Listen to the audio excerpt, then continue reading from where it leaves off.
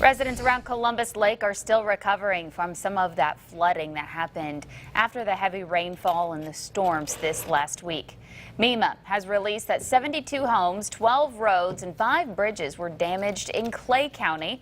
WTVA's Evan Hensley is live in West Point with where one community is in the process of the recovery.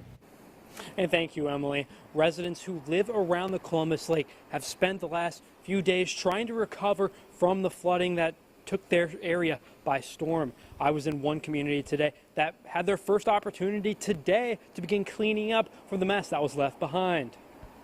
Residents just west of Columbus Lake were forced to stay home for nearly 5 days before they could check out the damages. It was interesting because everybody was trying to move stuff up to beat the water.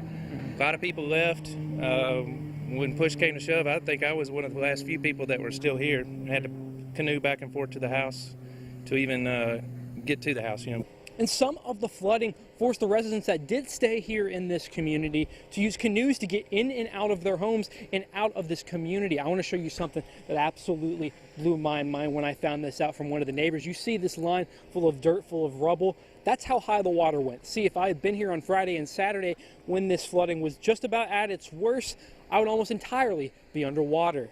Harrison says that he expects flooding to happen, but never like this.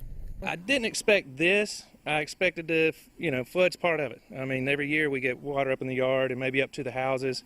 Only once have I had water under the house, and it was only a couple of feet. I never would have thought it would have gotten this high.